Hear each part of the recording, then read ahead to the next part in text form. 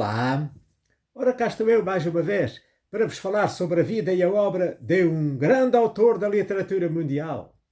O meu nome é Sebastião Barata e hoje vou falar-vos de Clarice Lispector, nascida em 1920 e falecida em 1977. Foi uma escritora e jornalista brasileira, nascida na Ucrânia, que é considerada um dos maiores nomes da literatura brasileira do século XX. Com o seu romance inovador e a sua linguagem altamente poética, a sua obra destacou-se perante os modelos narrativos tradicionais. São considerados suas obras-primas os romances A Paixão, segundo G.H., Uma Aprendizagem ou O Livro dos Prazeres e A Hora da Estrela. Clarice Lispector era a mais nova das três filhas de Pinchas e Mania Lispector, um casal ucraniano de origem judaica que fugiu do seu país em inícios de 2021, então em vias de integração da Ucrânia na URSS, por causa da perseguição aos judeus durante a Revolução Russa, que resultou em diversos extermínios em massa. A proibição da imigração de judeus fez com que os Lispector tentassem uma saída ilegal que falhou. Mudaram-se então para Tchetchelnik, que era uma aldeia próxima da fronteira, onde nasceu, no dia 10 de dezembro de 1920, a sua filha mais nova, que viria a ser a escritora Clarice Lispector. No inverno de 1921, quando a bebé tinha somente 2 meses, conseguiram deixar a Ucrânia, tendo sido levados para uma cidade moldava chamada Soroco, que então pertencia à Roménia. Viveram num albergue até que em 27 de janeiro de 1922 o consulado russo em Bucareste concedeu à família passaportes válidos para a imigração para o Brasil. Depois de uma viagem que passou por Budapeste, Praga e Hamburgo, embarcaram então num navio brasileiro que os levou em condições precárias até Maceió, onde a irmã da mãe, Zisela, e o seu marido, Joseph, ou José em português, Rabin, os esperavam. Todos os membros da família mudaram o nome para a onomástica portuguesa. Assim, a filha mais nova, nascida Aya Pinkasovna Lispector, passou a chamar-se Clarice Lispector. Em Maceió, a família viveu em condições precárias e enfrentou alguns conflitos decorrentes das dificuldades económicas e culturais. A situação só melhorou quando o pai, agora chamado Pedro, passou a fabricar sabão como fazia lá na Ucrânia. Em 1924, aos 4 anos de idade, Clarice ingressou no jardim de infância. Em 1925, o seu pai decidiu mudar a família para a cidade do Recife, a capital do Pernambuco, possivelmente em consequência de conflitos com os cunhados e do desejo de melhorar as condições da família, mudando-se para um centro económico melhor e que apresentava também uma população judaica mais coesa. No Recife, o pai de Clarice trabalhava como mercador ambulante, vendendo roupas a prestações nos bairros mais afastados da cidade. Clarice demonstrou um interesse precoce pelas palavras. Dava nomes aos azulejos, às canetas, aos lápis e inventava jogos de frases para a sua mãe doente. Em 1928, aos 7 anos, após completar o jardim de infância, ingressou no ensino primário na escola João Barbalho, onde mostrou grande interesse pela matemática e passou a dar aulas dessa disciplina aos filhos dos vizinhos. Em 1931, Clarice enviou contos para a página infantil do Diário de Pernambuco, mas o jornal não publicou os seus textos porque os outros diziam assim: era uma vez isso e aquilo, e os meus eram sensações.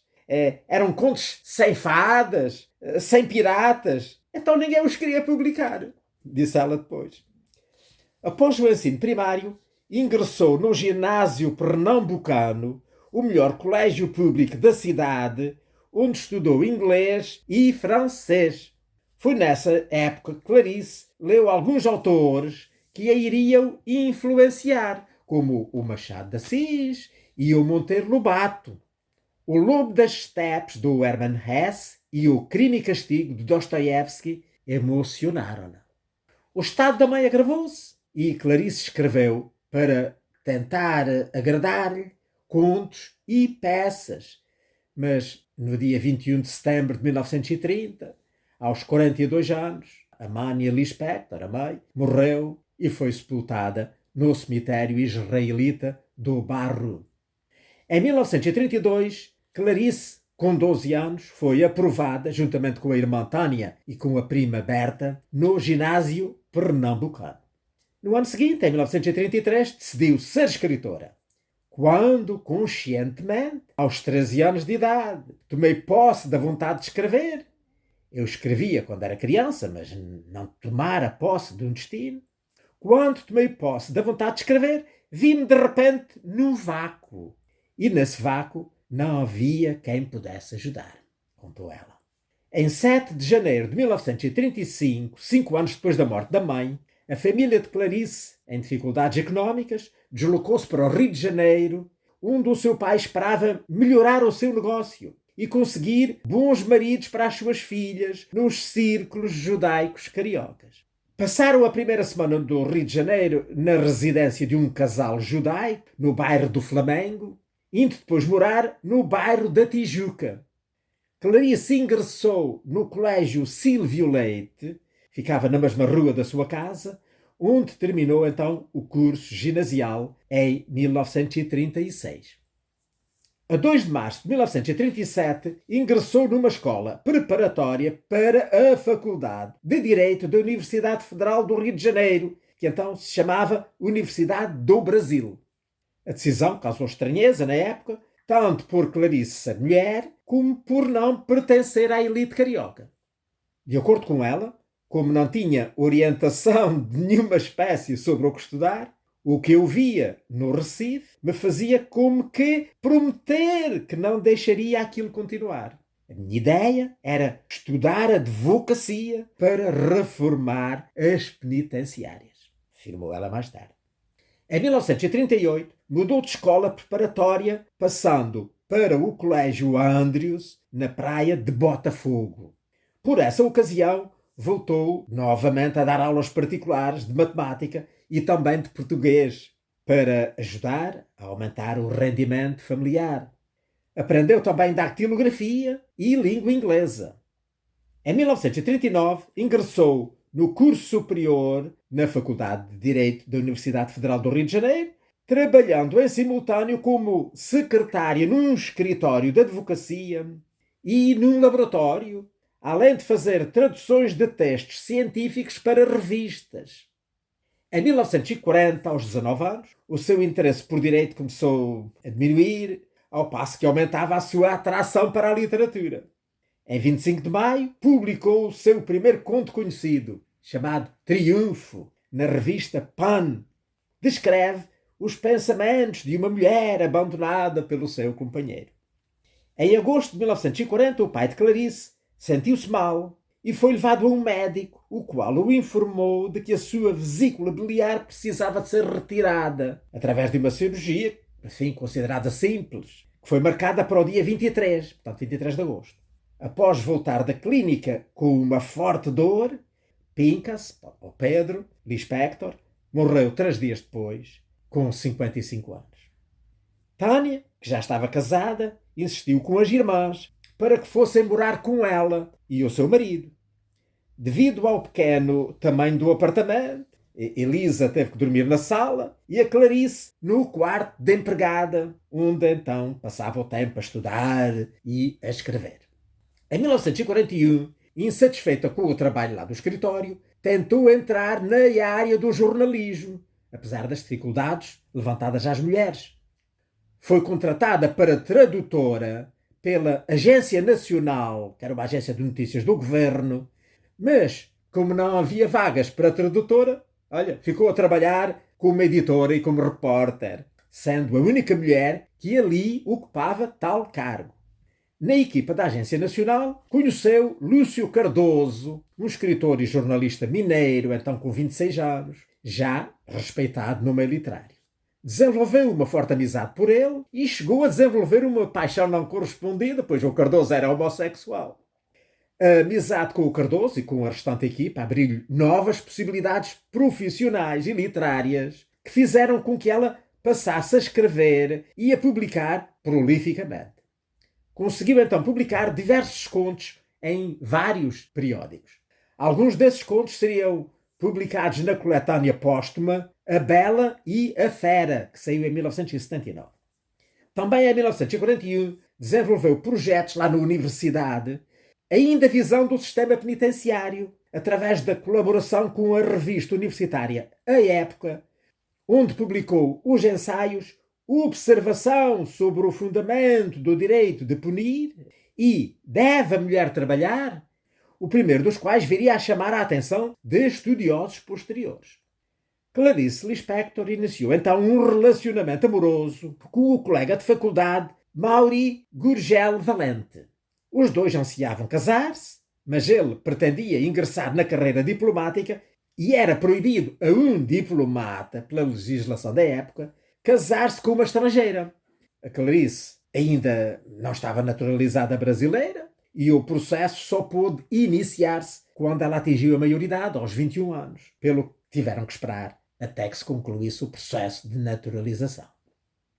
Em fevereiro de 1941, Clarice transferiu-se para a redação do jornal A Noite, cuja redação era dividida com a Vamos Ler, que, tal como aquela, era uma extensão do órgão governamental para o qual a Agência Nacional trabalhava. Em 2 de março, Clarice ganhou o seu primeiro registro profissional de jornalista, trabalhando oficialmente como redatora, com o salário de 600 mil réis. Em 12 de janeiro de 1943, Clarice obteve finalmente a naturalização e, no dia 23 de janeiro, Clarice e Mauri casaram. Em 17 de dezembro do mesmo ano, ambos concluíram a sua formatura em Direito. Em março de 1942, sob a influência da leitura das obras do judeu português, o filósofo Baruch de Spinoza, Clarice começou a escrever o romance Perto do Coração Selvagem, que viria a ser publicado em dezembro do ano seguinte, de 1943. O livro retrata uma visão interiorizada do mundo da adolescência e foi uma obra que abriu uma nova tendência na literatura brasileira, sendo considerado por alguns críticos na linha do James Joyce e da Virginia Woolf. Este romance agitou a literatura brasileira, até aí marcada pelo realismo do Graciliano Ramos, Érico Veríssimo e Jorge Amado, e provocou verdadeiro espanto na crítica e no público da época. A sua narrativa quebra a sequência de começo, meio e fim, assim como a ordem cronológica, e funde prosa com poesia. Perto do Coração recebeu, no ano seguinte, em 1944, o prémio Graça Aranha de melhor romance do ano. Em janeiro de 1944, Clarice Lispector residiu durante algum tempo em Belém devido às funções de vice-cônsul do marido lá na cidade.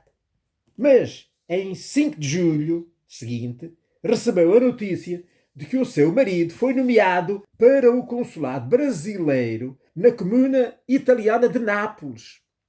Clarice acompanhou então o seu marido para fora do Brasil, deixando o Rio de Janeiro pelo período de quase 2 décadas. Ficou separada das irmãs, assim como dos escritores seus amigos e dos seus queridos leitores. Na sua passagem por Lisboa, Clarice participou num jantar dado pelo poeta e diplomata brasileiro Ribeiro Couto, no qual compareceram o biógrafo João Gaspar Simões, a romancista Maria Archer e a poeta Natércia Freire, com a qual ela estabeleceria uma longa amizade. Em Nápoles, com a Europa em guerra, Clarice requereu às autoridades militares permissão para fazer trabalho comunitário na equipa de auxiliares de enfermagem num hospital norte-americano em Nápoles, para onde os casos de guerra mais graves, eram enviados. Visitava diariamente o hospital, onde escrevia e lia cartas para os soldados e os ajudava, no fim, no que eles necessitassem. No início de 1946 foi publicado O Lustre, um romance que conta a história de Virgínia, desde a sua infância na granja quieta até à sua vida solitária na grande cidade. Clarice fez uma viagem rápida ao Rio de Janeiro, entre então janeiro e março, durante a qual ela conheceu novos amigos que marcariam a sua vida. No dia 8 de março foi noticiada a transferência do Mauri para Berna, na Suíça. Então, no dia 21 de março, a Clarice voltou para a Itália, através do Egito, onde ela conheceu as filhas de Gizé. Ao chegar a Nápoles, já estava tudo preparado, estava tudo à sua espera para a mudança. Em Berna, enfrentou novas dificuldades de adaptação e passou então a frequentar os cinemas quase diariamente para se distrair. Dedicou-se a escrever contos que iam saindo no suplemento Letras e Artes do jornal carioca Amanhã. Refugiou-se na escrita e em 1949 publicou A Cidade Sitiada. Nesse mesmo ano nasceu o seu primeiro filho, Pedro, é o nome do avô.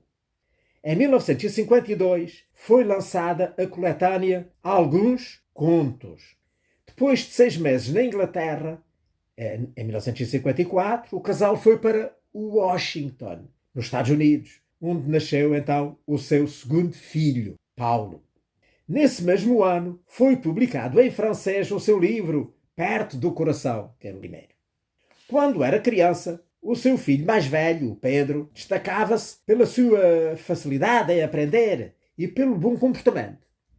Porém, na adolescência, começou a prestar pouca atenção aos estudos e a revelar extrema ansiedade, acompanhada de agitação consigo mesmo e com a família, que foram diagnosticadas como esquizofrenia. Clarice sentia-se culpada, sem saber porquê, pela doença mental do filho, e teve dificuldades em lidar com a situação.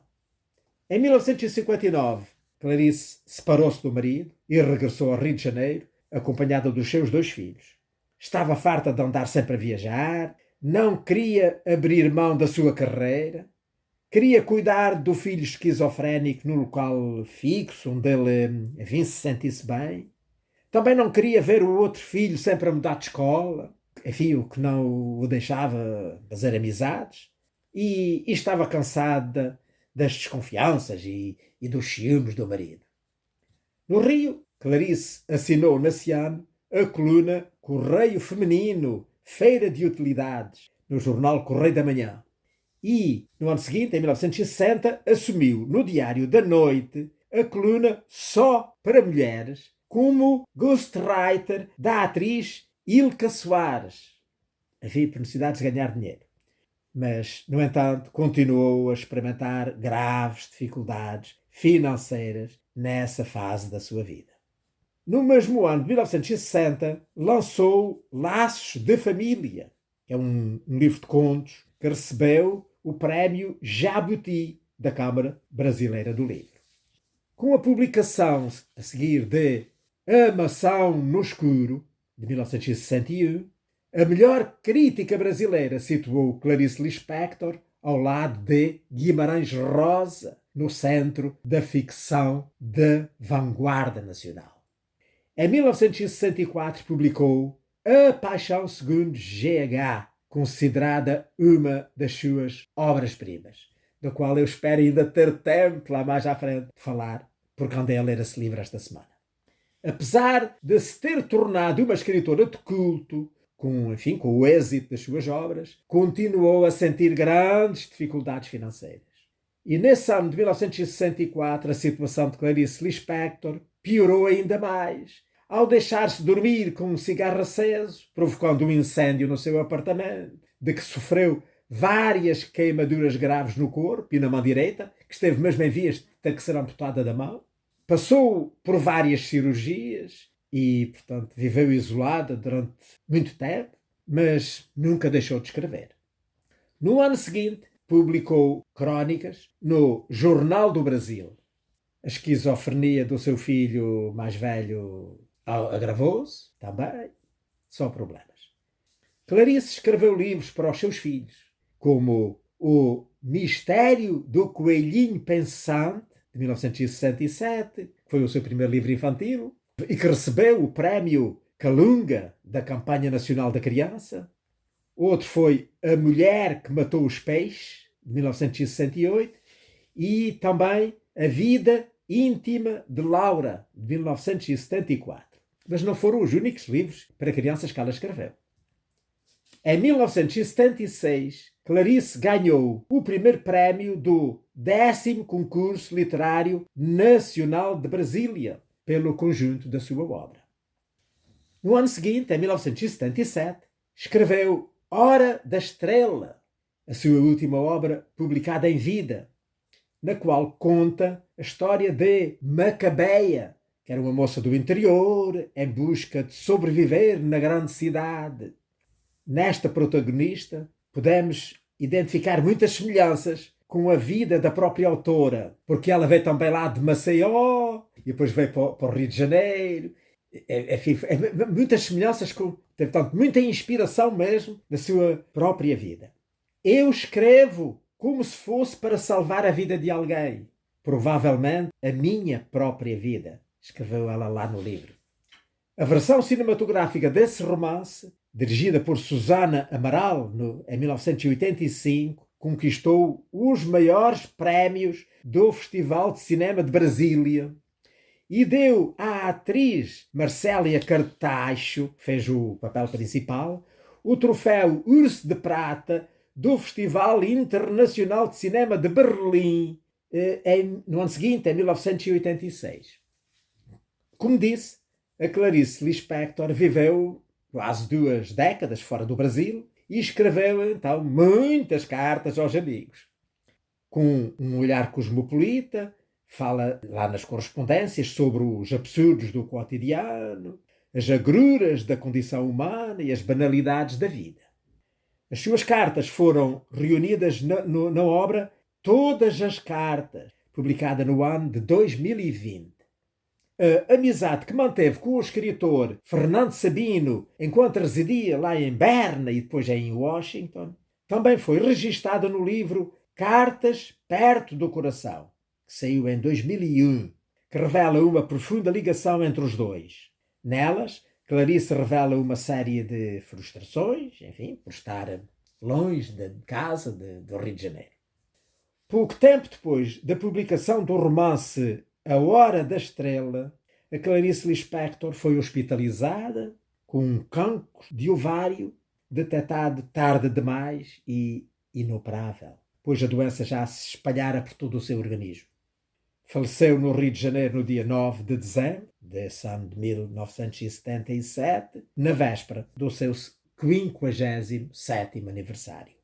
Até à manhã do seu falecimento, mesmo sob sedativos, a Clarice ainda ditava frases para a sua melhor amiga, a Olga Borelli, que sempre esteve ao seu lado nos últimos anos de vida. O seu corpo foi sepultado no cemitério israelita do Caju. Ora bem, iria agora debruçar-me um bocadinho mais sobre a sua obra e as características da sua obra. A Clarice Lispector deixou uma vasta obra literária, composta de romances, novelas, contos, crónicas, literatura infantil, entrevistas e correspondência.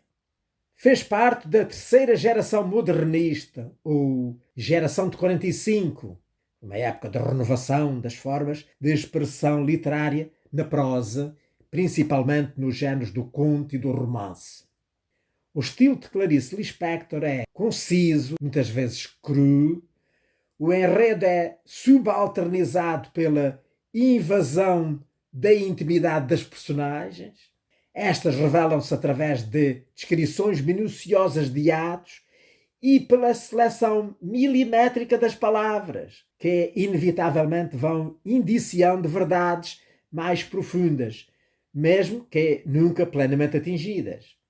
Em busca de uma linguagem especial para expressar paixões e estados de alma, a escritora utilizou recursos técnicos modernos, como a análise psicológica e o monólogo interior.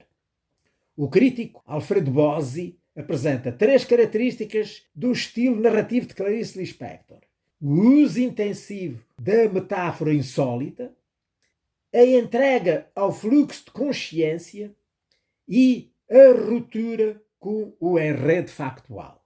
Bossi afirma que, na gênese das histórias da autora, há uma exacerbação tal do momento interior que a própria subjetividade entra em crise, fazendo com que o espírito procure um novo equilíbrio, trazido pela recuperação do objeto, não mais no nível psicológico, mas na esfera da própria e irredutível realidade.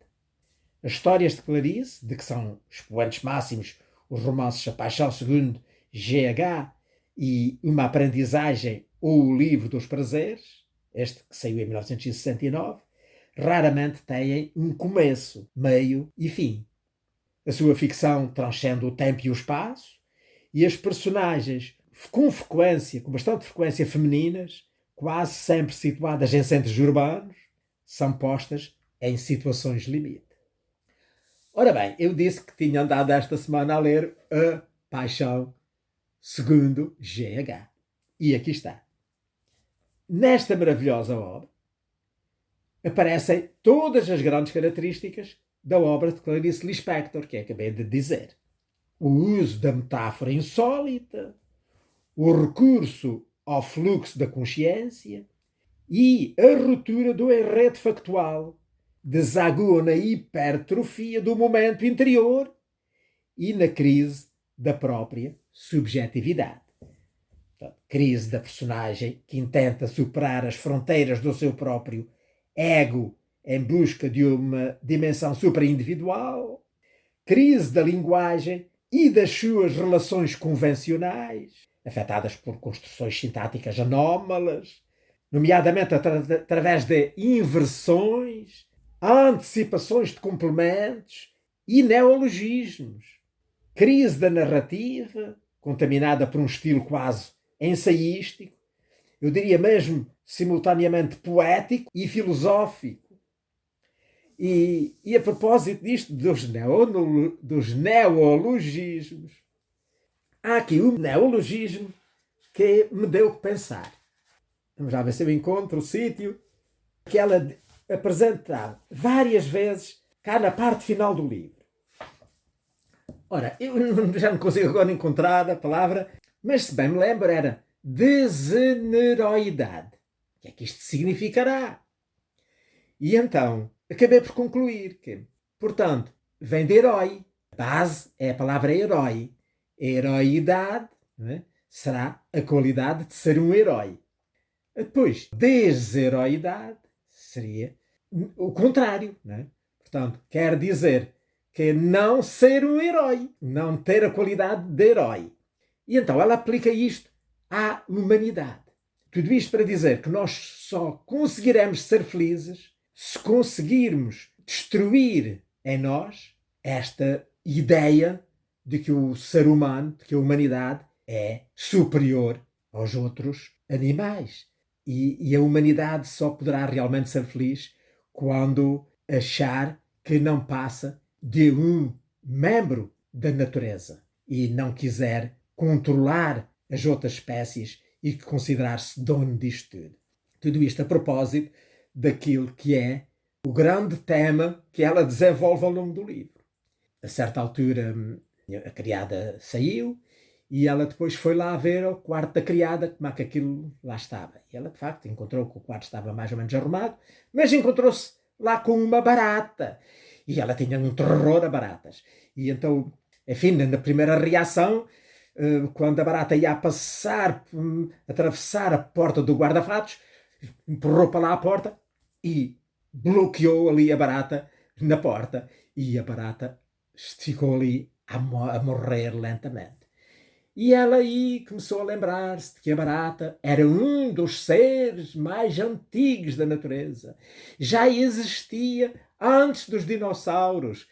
Muito mais, portanto, antes da humanidade. Eu não tive hipótese de ir confirmar se isto é realmente verdade ou não, ou se é a imaginação dela. Mas o que é certo é que ela queria dizer com isto que nós somos não passamos de um modesto ser da natureza que, como qualquer outro, é uma espécie em vias de extinção e que vamos acabar um dia. E que, por isso, não nos devemos armar nesses tais heróis. Devemos deitar fora a nossa heroidade. Portanto, está aqui, penso eu, explicado esta ideia. De qualquer modo, é um livro fabuloso. Nem toda a gente será, talvez, capaz de o ler, porque exige bastante concentração na leitura. Tem que se ler com calma, ir pensando, ir refletindo e, no fim, chegaremos realmente à conclusão de que é um livro que todos, se possível, deveríamos tentar ler. Ainda a propósito, está-me agora a lembrar da tal característica da literatura dela, que não tem, podemos dizer, um princípio, não tem um meio e não tem um fim. A história começa, como poderão ver aqui, com uns tracinhos, né? Tracinhos. Quer dizer que, se calhar, isto já é uma continuação de uma ideia, que depois vai-se desenvolvendo e termina no final exatamente da mesma maneira, com os mesmos tracinhos. Quer dizer que a história poderia continuar, se assim o quiséssemos. Mas a ideia ficou escrita, a ideia ficou contada e não precisava de continuar. Gostei muito do livro e aconselho. E pronto, olha, por aqui me fico. Espero que tenham gostado de mais esta conversa hoje sobre a grande Clarice Lispector, uma das mais importantes escritoras da língua portuguesa do século passado. Portanto, devemos dizer ainda quase do nosso tempo.